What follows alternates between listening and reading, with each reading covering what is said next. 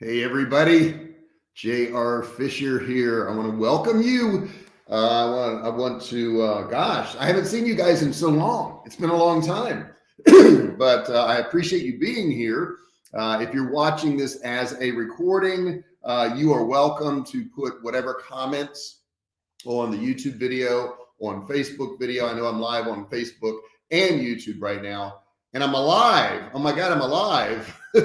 And I tell you, I've had a very interesting past month, and I want to tell you guys about it because it's been about a month since all this stuff that was going on occurred. And I know I haven't seen you guys. I haven't been live. Some of you have wondered where I was, what was going on. And today, I want to kind of fill you in and let you know what's going on because there was a lot of stuff going on. And let me know how you're doing. Post some comment in that chat area right now. If you're watching this live, post in that chat area. If you're watching this and it's a recording, of course, you can put it in the comment section there. But man, it's good to be back. I got to tell you, it's great to be back. It's great to be back with the living. And we've had some real, family experiences. And I just want to kind of share it with you. And I also want to share with you how it affected myself and my business, right? Because I do everything online. I'm somebody who's actually talking online, doing videos, all these things. And I wanted to share with you exactly what occurred during this past month. Now, hopefully, I can get through this, in a day or so, but, I want to give you guys all the detail because I got a lot of questions from you guys. I got a lot of support from you guys, and I really appreciate hearing from you over this past month because it's been a strain. It really has. And I'll take you back to, I guess it's probably around the 10th, 12th of September. And my son had to go in for a hernia operation. Now, if you don't know who my son is, let's see here. You are the beast. Thank you so much. It's very kind of you there. Aljaz Carls is in there. So good morning to you. But anyhow, my son, 27 years old. He's a nurse at a transplant heart cardiac center place. And he had to go in for an operation. And it was supposed to be one of those operations where, it's like a day surgery thing where they're, going to do whatever the surgery is. You go home and then, you're okay in a few days. So anyhow, that's what he went in for. He went in for a hernia operation and they sent him home. And this was a simple thing. It wasn't, real complicated or anything like that. And the doctor that did it decided, why, I don't know, to use a whole bunch of these like metal screw things inside of his stomach. And she put this big patch of mesh inside of his stomach. Anyhow, so that's what she did. So he gets home and a few days go by and he's not feeling better. He's not feeling better at all. Matter of fact, he's in such pain. He can't get up. He can't walk across the room. And it gets unbearable. So he finally gets in touch with the doctor. He says, I need to come in and see you. Something's not right. Something, has gone wrong here. And I need to get back to the office and find out what it is. So anyhow, so she has him come into the office and looks him over and really didn't spend much time with him, just kind of a cursory thing, and says, hey, you're fine. You just can't handle pain well. Here's some more pain meds. So she gives him more pain meds. Let me get a sip here of this tea. This story is interesting, I can promise you. So anyhow, he starts taking more pain meds. And now a little over a week has gone by and he's in excruciating pain, just really bad. So in the middle of the night,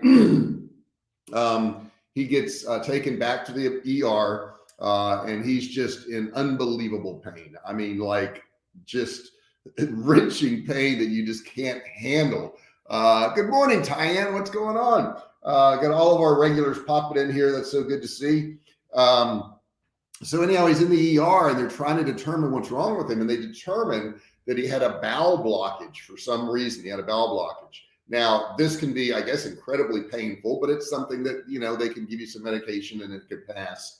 For some reason, it wasn't. Okay. And he was just in more and more pain. They called this expert doctor in who was on call, and he looked at all the x-rays and he looked at the scans, and he says, something's not right here. It looks like the bowel is actually twisted, so there's a problem. So they decide they're going to go in for an emergency operation. Now, this is probably on a Friday, I think it is. Yeah, Friday. And they go in, and he finds that these screws and stuff that this other doctor had put in there, which he says made no sense why she would put those in there, got wrapped around his bowel, and they were scraping on it and causing this tremendous pain that he was having. I mean, just horrendous, tremendous pain. So he removed some of these, and my son Patrick got checked into the hospital to recuperate. And he thought he got it all fixed. And a couple days after that, well, I actually arrived on Sunday the 19th, which was my birthday. And I appreciate all the birthday wishes out there to you guys. Were awesome. I really appreciate that you guys loaded me up on Facebook. So anyhow, I took that Sunday, which was the 19th of September, and I flew to where he was at the hospital, and I wanted to help out. I'm an ex-EMT for what it's worth. So I spent, many years on an ambulance helping people out. That was my volunteer work. So I knew a little bit about medical stuff. So it seemed like I would be a decent choice for a family member to be sitting by his bedside. And after a day or two, he seemed to be getting worse. It wasn't getting better. He had been in the hospital for, he got operated on, I think on a Saturday. And then by Tuesday, he was in unbelievable pain again. Now, I was feeling great. Matter of fact, I got up, I think on that Tuesday at 4:30 in the morning, went to the gym and did like a 2-hour workout. Man, I was feeling great. Okay. And then I would go to his bedside and help him out and do all that stuff. Well, it got so bad on that particular day that he couldn't stand the pain anymore. They kept giving him more morphine and all these pain drugs. I don't know what all the pain drugs were. There were a whole lot of pain drugs. And it didn't work. I mean, it didn't even take the edge off. And I was in his room till about 9 or 10 at night, and it was just really bad. So his wife actually found the surgeon, the doctor that had worked on him that fixed the first part, and said, hey, Patrick's in really bad shape. I don't know if you know it or not, but he's in terrible pain. So that doctor says, no, I had no clue, what was going on. So the doctor, because they were going to decide, they had already decided they were going to operate him only one more time to find out, just exploratory, see what's going on. And the doctor says, no, as a matter of fact, I'll get my team together and we'll come to the hospital and we'll just operate on him now. And this is going on like midnight. So the doctor goes in there at like midnight on, I think it was a Wednesday. I believe that's right. No, Tuesday night, and operates on him and finds more of these tacks, these screws had scattered on his insides. So the doctor went through and searched for every single one of them, took out all these tacks and screws and stuff. And yes, there's a lawsuit attached. So I'm not saying any names or hospitals or anything. Let me get a sip here real quick. That sounds ugly. Tyann says, yes, it was very ugly.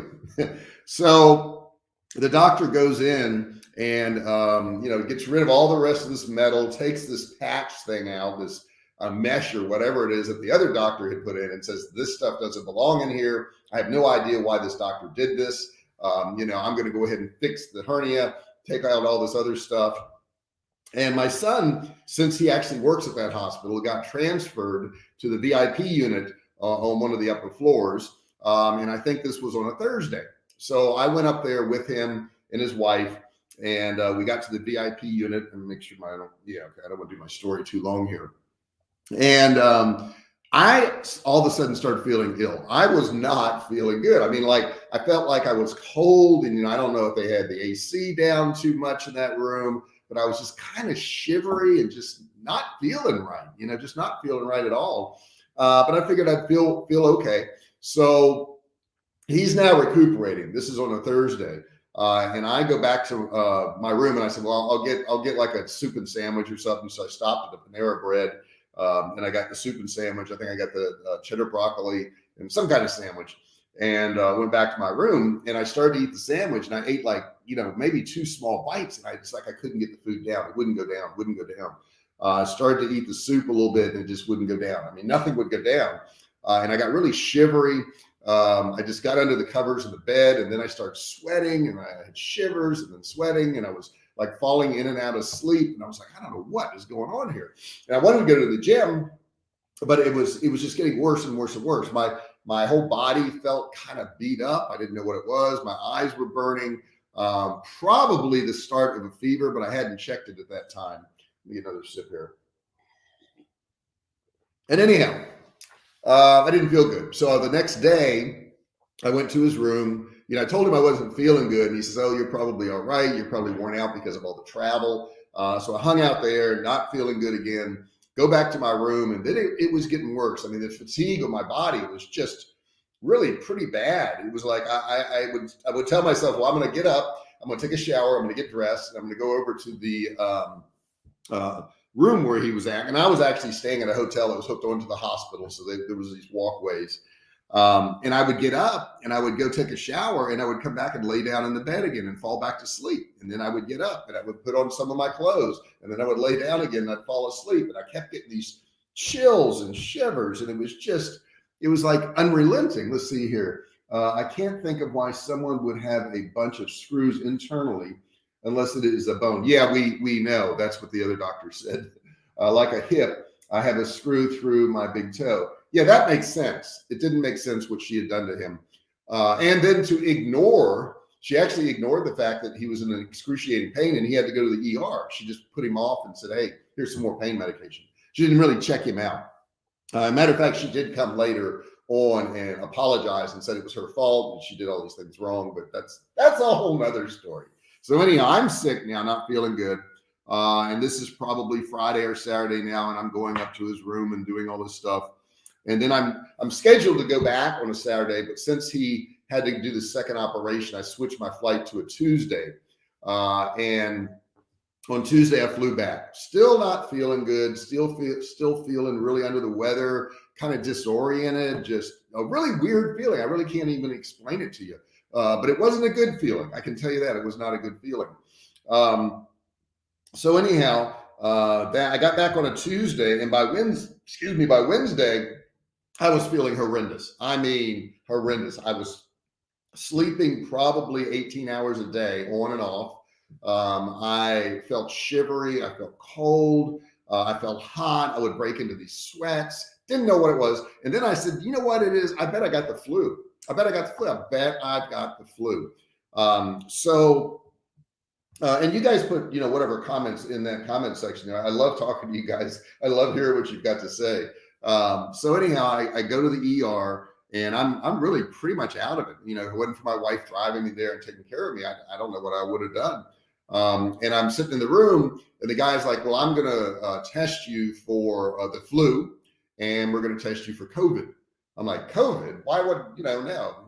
He says, "Well, do you have any breathing difficulties?" I was like, "No, I don't have any breathing difficulties. I'm fine." And at that point, I was running a fever of about 101 to 102, something like that. Not knowing what it was.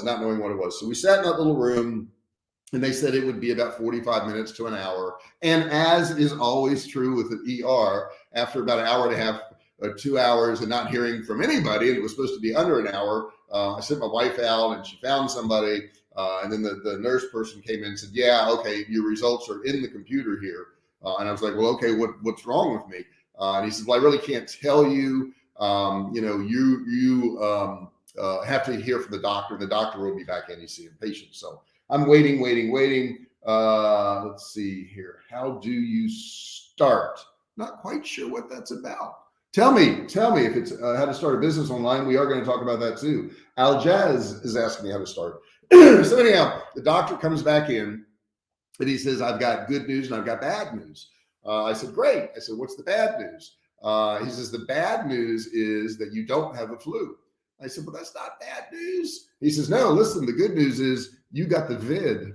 I said, "The vid? What's the vid?" He says, "You've got COVID. You've got COVID-19. I don't know if I can even say that on YouTube. Everything is so censored right now. But anyhow, I had that illness that was going around the world, in case they bleep that part out.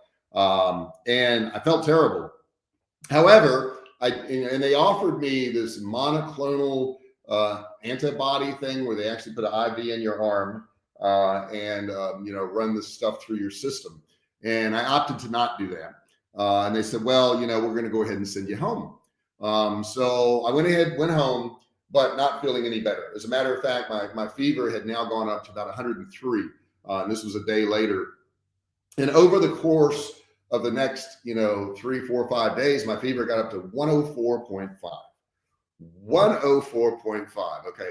That was the highest fever I've ever had in my life. And I was popping like, 8, 10 aspirin a day. And it wasn't affecting the fever at all. And after about 3 or 4 days of this, we started talking. I talked to my son, who was now healing up at home. And I said, well, you need to probably take Tylenol. And Tylenol never really does anything for me. But I listened. And I took the Tylenol, and it started to take the edge off the fever a little bit. But I think the Tylenol was like every 6 hours. Right around hour 4 or 5, my temperature would go up to 103, 104, almost 105. I mean, it was just unbelievable. And as an adult, if you have a fever that high, you can really feel it. Now, I'm starting to lose weight at this point.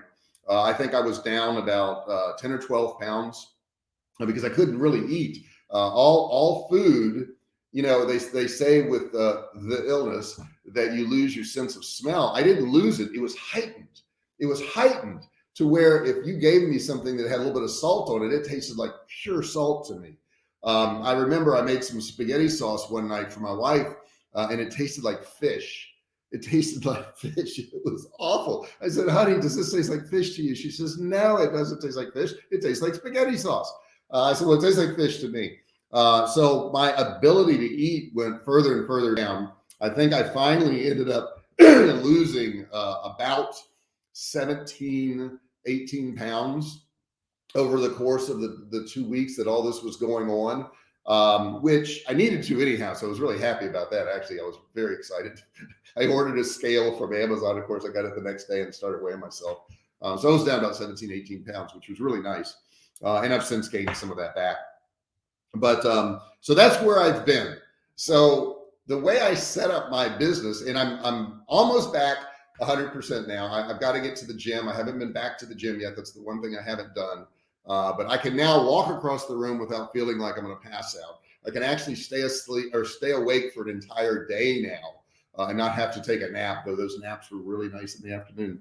And my business kept running. And I want to talk to you tomorrow. I'd like to go live again tomorrow. If you guys are interested, put that in the comment section there. If you want to know why my business kept going and how it kept going through all of the stuff that was going on with me, please put that in there. So anyhow, I got the vid. I got that world illness. Now, here's the interesting thing. Some of you are going to say, well, you should have gotten vaccinated. I was vaccinated. I got the Pfizer shots. I got the first one and the second one. So I got both the shots. And I'm not going to really comment on vaccinations. I'm not a political person. I mean, I have my political beliefs. Everybody does. But if you decide to get the shot, that's great.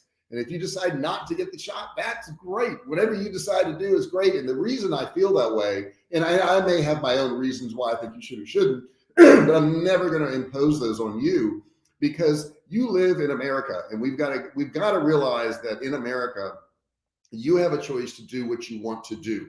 And I'm shaking my desk now. I see my computer moving. I really believe in freedom of choice and what you want to do. That doesn't mean that I'm going to agree or disagree with everything you do. It just means that you have the right to do whatever you want. And the one thing I will tell you politically is I can't stand this cancel culture thing to where people dig up stuff in your past, or they find the most minuscule thing you said, and they say, well, this person here, we need to cancel this person because they aren't following the line. They're not doing what they're supposed to be doing. There was a comedian on Netflix the other night who had a special, and you can like the comedian and you can dislike the comedian. That's fine. But they wanted to cancel this comedian because he said something that was offensive to a group.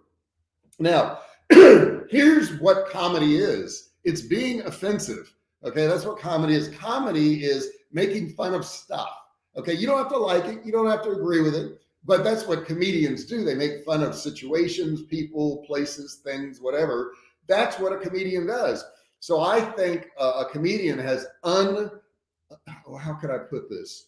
should have uncontrolled rights to say whatever they want. I don't have to agree with it. I don't have to watch it. I don't have to do any of those things. But as a comedian, that's what they do. They make fun of things. So this comedian was making fun of things and some people didn't like it. And I think that's the most absurd thing in the world.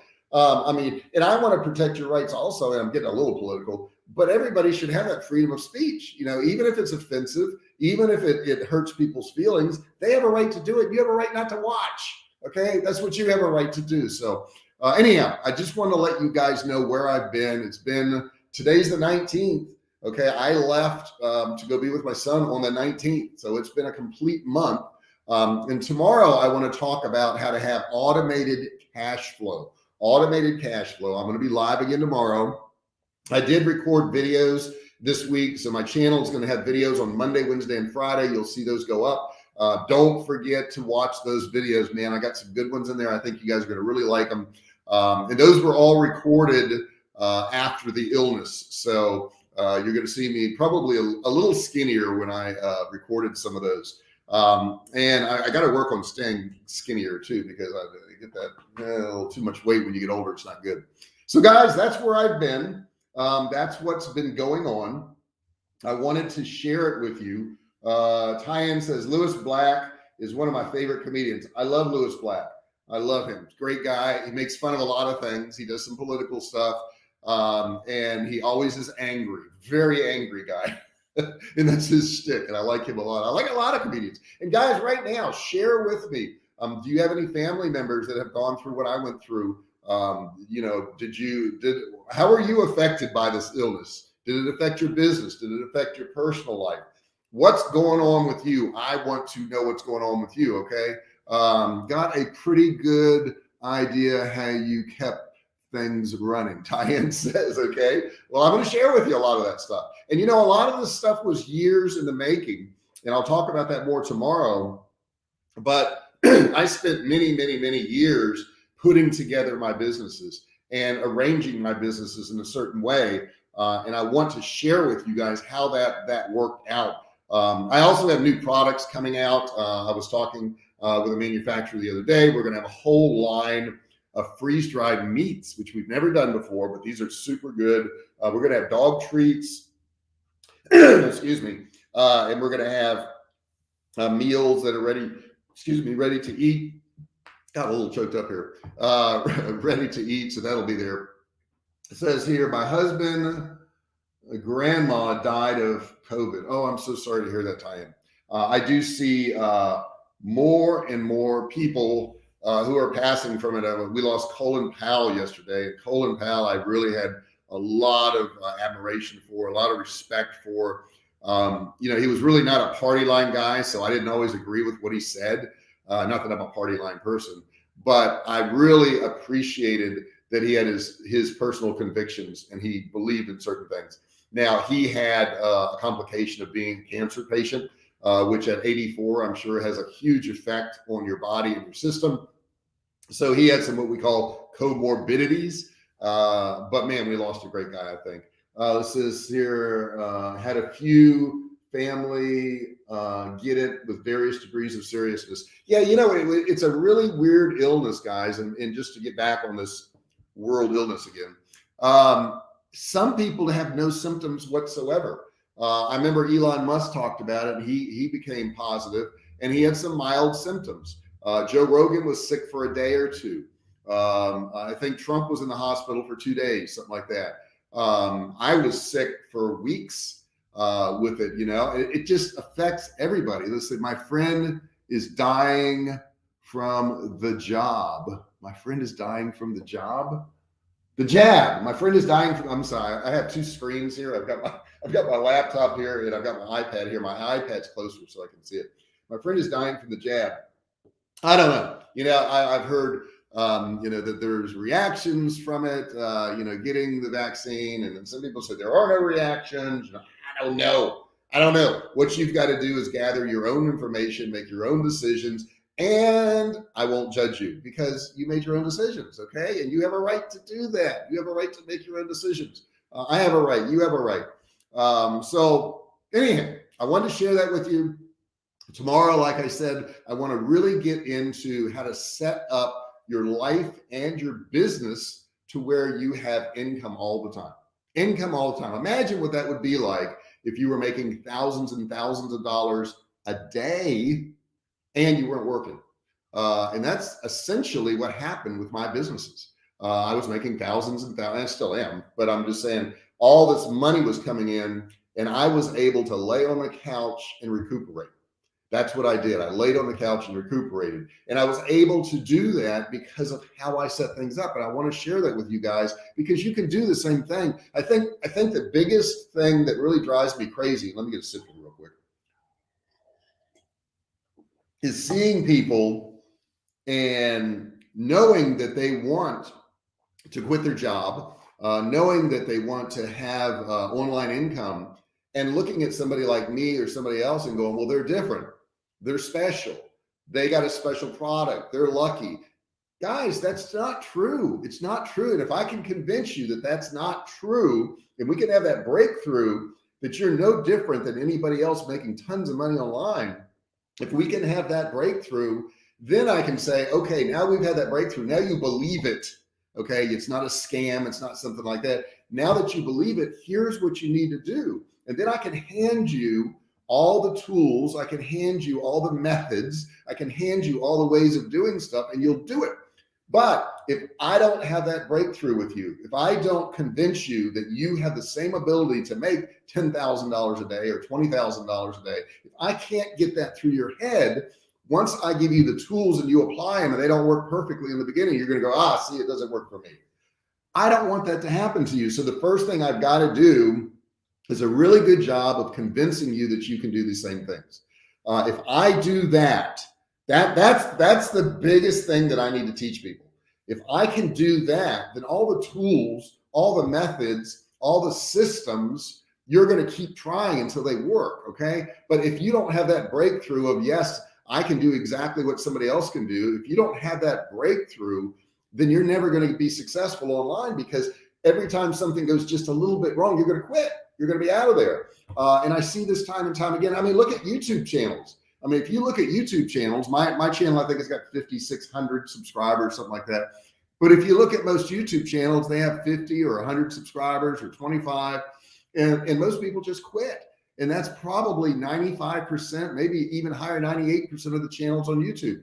People quit because they don't see these instant results. They don't get these great results right up front. And when they don't get these great results right up front, they go, it must be me. It must be that I can't do this. It's not that.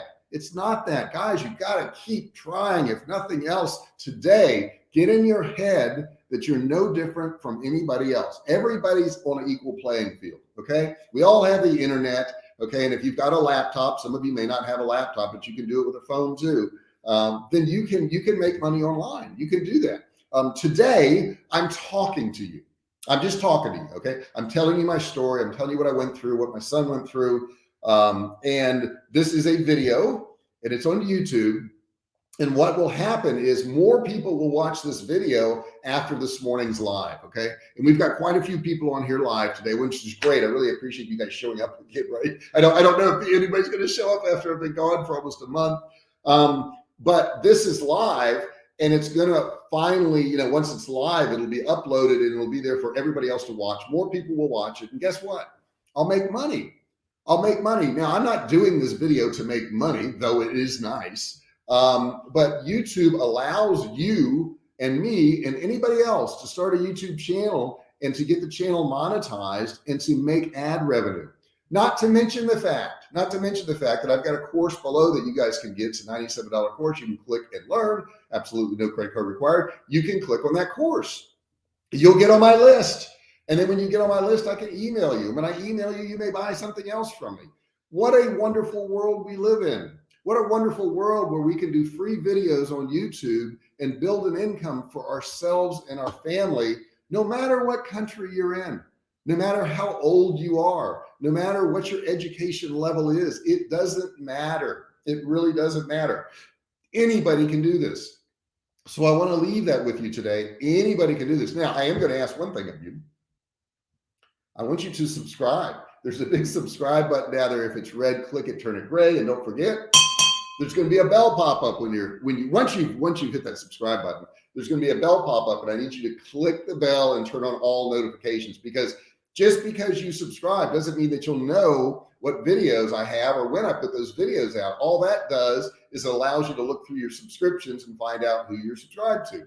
But if you turn on all bell notifications, every time I do a live video, it's going to send you a notification saying, hey, JR is going live.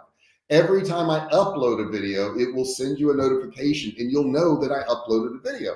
So it's really important that you turn on those notifications. It's also very important that you comment.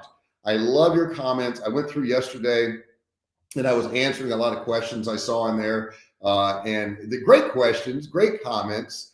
Some people are just commenting on stuff. Some people are actually asking questions, but I will respond to you. Okay. I will, not somebody on my team, not some of my staff or something like that. I'm going to respond to you. So if you want to have a conversation with me, the best way to do it is in a chat on one of these lives, or in that comment section below the video. That would be awesome. And let me know, what did you think of my story today? Put a comment in there. Do you have family members that are dealing with some of this stuff? What did you think of my story about my son? What did you think of the story about me getting ill? How has this whole thing affected you? I want to hear from you. I really do. I love connecting with you people. It's just an amazing thing. The internet's amazing. And I'll add one other thing. I've been using Facebook a little bit to get to know the people in my neighborhood here, because it's a neighborhood that's being built out. These are all new homes, and I'm getting to know people. And I bought a drone. I finally bought a drone. I bought a DJI drone, and I'm going to fly it over the neighborhood here and record all these houses being built, and then give those videos to some of the neighbors, because that way they can see their home. Because the majority of the people are getting these homes built live in some other state. They don't have access to the house. They don't see anything. So that's what I got for you today. Let me know what you thought of the story. Put something in that chat section. Put something in the comments section. Connect with me. I promise you, those people who connect with me, those people who connect with other, digital marketers online, have a much greater chance of being successful. I think it's because they're involved. I think it's because they're proactive. So I know, like, Tyann's been putting some comments in here. Rick's been putting some comments in here.